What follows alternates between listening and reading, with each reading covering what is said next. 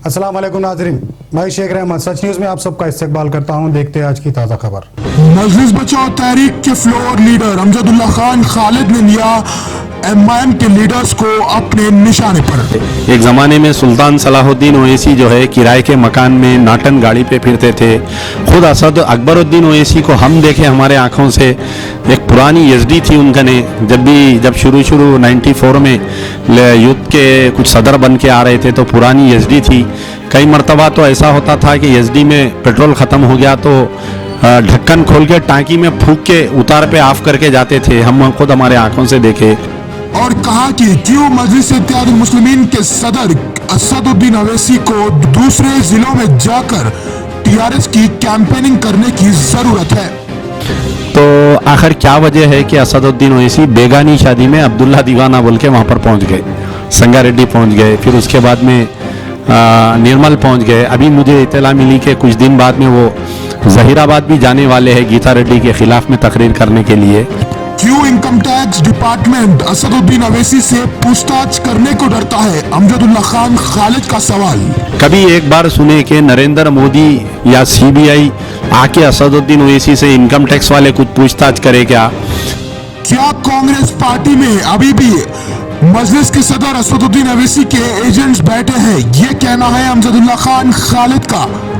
मुझे कांग्रेस का एक बहुत बड़ा लीडर एक बात बोला कि मैं उनका नाम नहीं लेता हूं कि Asaduddin Owaisi is running a parallel Congress in Congress बोला उन्हें। यानी कांग्रेस में मैं हमेशा से बोलता हूं कि कुछ ऐसे लोग हैं जो असदुद्दीन ओवैसी के एजेंट्स हैं ये लोग, और असदुद्दीन ओवैसी के इशारों पे नाचने वाले हैं। कहा कि निर्मल के कांग्रेस लीडर्स ने इसीलिए एमआईएम को 25 लाख रुपए का ऑफर किया क्योंकि एमआईएम पहले से ही कांग्रेस से मिली थी और उन्हें लग रहा था कि एमआईएम अभी भी कांग्रेस का साथ देगी, इसीलिए उन्होंने एमआईएम को पैसों का ऑफर किया। ऐसा कहा है अमजदुल्ला खान खालिद ने सच न्यूज नुमाइंदे से बात करते हुए। आइए देखते हैं अमजदुल्ला खान खालिद का पूरा बयान जो उन्होंने सच न्यूज को दिया है। देखिए, परसों असदुद्दीन ओवैसी साहब निर्मल गए थे और निर्मल में जाने के बाद में जो वहाँ पर तकरीर किए, उस तकरीर में उन्होंने ये इल्ज़ाम लगाया कि उनको 25 लाख रुपए कांग्रेस के उम्मीदवार जो है निर्मल के महेश्वर रेड्डी देने की कोशिश किए। और उसके बाद में एक ऑडियो टेप भी जो साबिका चेयरमैन म्यूनसिपल चेयरमैन है मजलिस के जाबिर अहमद और वहाँ के जो कांग्रेस के उम्मीदवार है रामाराव पाटिल, ये दोनों का एक ऑडियो टेप भी आया।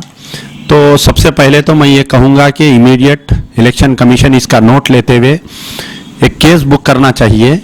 रामाराव पाटिल के ऊपर भी और दूसरों पर भी केस बुक करते हुए इसकी ऑथेंटिसिटी ये ऑडियो टेप की मालूम करना चाहिए। अगर ये चीज़ गलत है तो असदुद्दीन ओवैसी पे गलत बयानी के ऊपर उनके ऊपर भी केस बुक करना चाहिए। आज अवाम असदुद्दीन ओवैसी से ये सवाल कर रही है कि क्या वजह है कि असदुद्दीन ओवैसी कुछ दिन पहले संगारेड्डी गए थे टीआरएस की तायद में, वहाँ पर जाके टीआरएस के तायद में जलसा किए। फिर उसके बाद में अब निर्मल गए थे, जबकि सारे मुसलमान निर्मल के ये फैसला कर चुके हैं कि वो महेश्वर रेड्डी को वोट देंगे। महेश्वर रेड्डी पहले भी उनके एमएलए थे, बहुत अच्छा काम किए बोल के बोल रहे हैं। तो आखिर क्या वजह है कि असदुद्दीन ओवैसी बेगानी शादी में अब्दुल्ला दीवाना बोल के वहाँ पर पहुँच गए, संगारेड्डी पहुँच गए, फिर उसके बाद में निर्मल पहुँच गए। अभी मुझे इत्तला मिली कि कुछ दिन बाद में वो जहीराबाद भी जाने वाले हैं गीता रेड्डी के खिलाफ में तकरीर करने के लिए। तो ये किराए के टट्टू की हैसियत से जहाँ जहाँ केसीआर साहब इनको भेज रहे हैं ये जा रहे हैं। तो कल तक कांग्रेस के इशारों पे ये लोग नाचे, आज टीआरएस के इशारों पे नाचे। ये जो भी लेन देन की बात है, जो भी टेलीफोन आया, तो इनके उनके पुराने ताल्लुकात है। सुल्तान सलाहुद्दीन ओवैसी के ज़माने से लेके कांग्रेस के और असदुद्दीन ओवैसी के दौर में भी कांग्रेस के, तो कॉल उसी को आता। हमारे को कॉल क्यों नहीं आया आज तक कोई पार्टी का बताइए? कॉल उसी को आता जिससे पुराने ताल्लुकात है और लेन देन चलते रहा है। आज कुछ दिन के लिए कांग्रेस से नाराजगी होंगी, नहीं ले रहे दे रहे होंगे, लेकिन पहले लिए दिए सो है, इसलिए इनको फोन आया होगा, मेरा जहां तक ख्याल है। तो और एक चीज जो है, कांग्रेस के लोग मेरी नजर में इनके उतना बेवकूफ लीडर कोई पार्टी में नहीं होगा कांग्रेस के। इतने जूते खा रहे हैं ये लोग, इतने मारा खा रहे हैं, इतने गालियां सुन रहे हैं, फिर भी घुस रहे हैं एमआईएम में जाके ये लोग। मुझे कांग्रेस का एक बहुत बड़ा लीडर एक बात बोला कि मैं उनका नाम नहीं लेता हूं कि Asaduddin Owaisi is running a parallel Congress in Congress बोला उन्हें। यानी कांग्रेस में मैं हमेशा से बोलता हूं कि कुछ ऐसे लोग हैं जो असदुद्दीन ओवैसी के एजेंट्स हैं ये लोग, और असदुद्दीन ओवैसी के इशारों पे नाचने वाले हैं। तो ये कुछ सीक्रेट अंडरस्टैंडिंग हुई हैदराबाद के कैंडिडेट्स ऐलान होने से पहले, और मैं जब ही पेशन गोई किया था कि जिस दिन नॉमिनेशन की डेट खत्म हुई, टाइम खत्म होगा, वहां से असदुद्दीन ओवैसी दोबारा कांग्रेस पे हमला करेंगे। उसी का नतीजा है कि सीरियस कैंडिडेट्स को नहीं डाले हैदराबाद पार्लियामेंट में, कांग्रेस वाले जो है सीरियस कैंडिडेट्स को नहीं डाले, जबकि बड़े बड़े नाम आ रहे थे कि कहीं से अजहरुद्दीन लड़ेंगे, कहीं से शब्बीर अली लड़ेंगे, कहीं से आबिद रसूल खान लड़ेंगे। जिनको भी टिकट नहीं मिला ये लोग ये बोल रहे हैं कि कहीं ना कहीं एमआईएम और कांग्रेस की अंडरस्टैंडिंग हो गई। तो असदुद्दीन ओवैसी जो है कांग्रेस के लीडरों में पहली मर्तबा ने कई बार इनको बेवकूफ़ बनाए और आज भी बेवकूफ़ बनाए। कम से कम ये वाक़ये से कांग्रेस के लीडरों को अक्ल आना चाहिए, और मजलिस में कई बार धुतकारने के बावजूद ये लोग फिर से अंदर जा रहे हैं। तो ये हमारा मुद्दा था कि ये पॉइंट है कि इनके कांग्रेस और एमआईएम के पुराने ताल्लुकात है लेन देन के, तो वो इसलिए फ़ोन कराऊंगा उन्हें। तो इसको ये लेन देन को आज ये लाना, पुराने भी जो लेन देन हुए हैं उसको भी बाहर लाना चाहिए। तो साहब एमआईएम का लेन देन कांग्रेस से नहीं बल्कि हर पार्टी से चलता है, आप ये कहना चाह रहे हैं? नहीं देखिए ये जो है कि आप खुद बोल सकते हैं कि आप खुद हैदराबाद के हैं, आप खुद यहाँ के वासी है कि एक ज़माने में सुल्तान सलाहुद्दीन ओवैसी जो है किराए के मकान में नाटन गाड़ी पे फिरते थे। खुद असद अकबरुद्दीन ओवैसी को हम देखे हमारे आंखों से, एक पुरानी एसडी थी उनका ने, जब शुरू 94 में यूथ के कुछ सदर बन के आ रहे थे तो पुरानी एसडी थी। कई मरतबा तो ऐसा होता था कि एसडी में पेट्रोल ख़त्म हो गया तो ढक्कन खोल के टांकी में फूंक के उतार पे ऑफ करके जाते थे, हम खुद हमारे आंखों से देखे। आज एक भाई का 100 करोड़ का घर, दूसरे भाई का 100 करोड़ का घर, और इतने लेविश लाइफ कहाँ से जी रहे हैं बताइए। ये कांग्रेस की लेन देन में ही तो ये लोग तरक्की करे ना, अगर कांग्रेस इनको लेन देन नहीं करती तो तरक्की कहाँ से करते बताइए आप। तो फिर से दोबारा कांग्रेस से तालमेल हो गया नहीं, अब देखिए इनकी मजबूरी है, अगर ये लोग कांग्रेस से मिले तो फिर इनके पूरे पोल खोल देता नरेंद्र मोदी, पूरे इनके हेट स्पीचेस पूरे। अब आप बतलाइए, जो भी नरेंद्र मोदी के रियल दुश्मन हैं, जैसा अरविंद केजरीवाल है, आपके प्रशांत भूषण है, ये लोग कितनी लड़ाई लड़ रही और इनको सीबीआई से कितना परेशान किया जा रहा है बोलिए आप।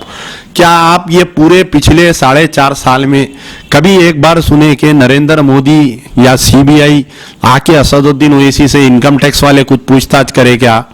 कल तक किराए के घर में थे, आज 100 करोड़ का घर कहाँ से? ये ना सीबीआई इनसे कोई सवाल करती, ना इनकम टैक्स वाले इनसे कोई सवाल करते। तो कहीं ना कहीं तो इनकी दोस्ती है, तो वो दोस्त यानी वो डर और खौफ जो है इनको कांग्रेस के करीब नहीं लग जा रहा खुल के। कल कांग्रेस पावर में आन दो, फिर सुबह का भूला शाम लौट आया घर को बोल के वापिस चले जाते, और वो भी बेगरते हैं कांग्रेस वाले, उन लगा भी इनको ले लेते फिर से। तो इस बार चारमीनार से जो है कांग्रेस उम्मीदवार मोहम्मद गौस, तो उनका क्या हाल होगा जबकि एमआईएम अंदरूनी तौर पे कांग्रेस से मिली हुई है? नहीं, आप देखिए कि सीरियस कैंडिडेट्स पूरे भागे मैदान छोड़ के, भागे बोल दीजिए या उनको भगा दीजिए। रही बात हमारे मोहम्मद गौस साहब की, तो गौस साहब जो है कोशिश कर रहे हैं, उन्होंने इलेक्शन लड़ रहे हैं बेचारे, हमको भी मशवरे दे रहे थे बीच में कि आप 1 सीट लड़ो 2 सीट लड़ो, तो वो बेचारे लड़ रहे हैं इलेक्शन। अब हालिया बल्दिया इंतखाबात में भी कोशिश करे, कामयाब नहीं हुए बेचारे। देखना कि इलेक्शन जो है ये क्रिकेट ये गेम के वैसा है, 100 रन मारने वाला 0 पे आउट हो जाता, 0 रन मारने वाला 100 पे आउट हो जाता। तो ये जो है कि जो कैंडिडेट का चॉइस है मुमताज़ अहमद खान वहाँ पर चारमीनार से, जैसा असदुद्दीन ओवैसी ने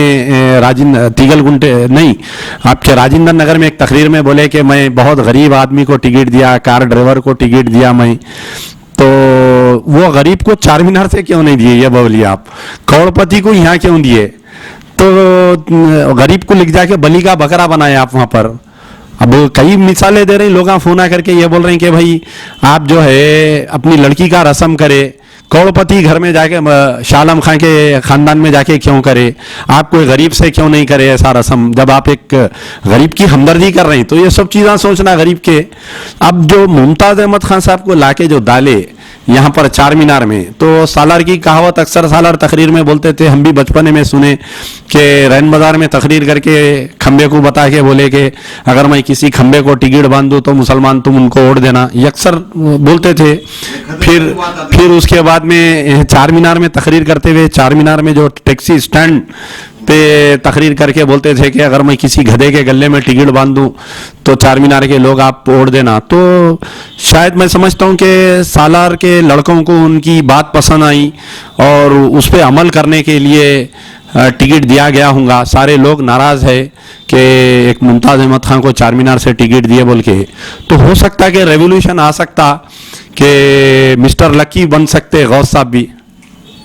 गाजी kidney centre and multi speciality hospital, गुर्दे और बवासीर के इलाज का 40 साल मशहूर हॉस्पिटल, जहां हजारों पेशेंट्स क्योर हो चुके हैं। Doctor Hussaini international national award winner और दूसरे डॉक्टर्स और लेडी डॉक्टर्स की जेर खिदमत गुर्दे के तमाम अमराज का मुकम्मल ट्रीटमेंट किया जा रहा है। गुर्दे फेल हो चुके हों, डायलिसिस करवा रहे हों, याद रखिए डायलिसिस कोई इलाज नहीं, इससे 1% भी गुर्दे रिकवर नहीं होते। हाँ, डायलिसिस टेम्पररी रिलीफ दे सकता है, लेकिन हमारे ट्रीटमेंट से गुर्दे फिर से फंक्शन में आ सकते हैं। गुर्दे श्रिंक हो गए हों या सिस्ट हो, गुर्दे की पथरी हो, कैसी भी गुर्दे की तकलीफ हो, या पाइल्स यानी बवासीर, चाहे ब्लीडिंग हो या कोम, बगैर ऑपरेशन मुकम्मल क्योर ट्रीटमेंट का एक ही centre, Ghazi kidney centre, DLRL main road, opposite Vikas high school, Chandrayangutta, Hyderabad. Cell 9966930824 या 9391326261।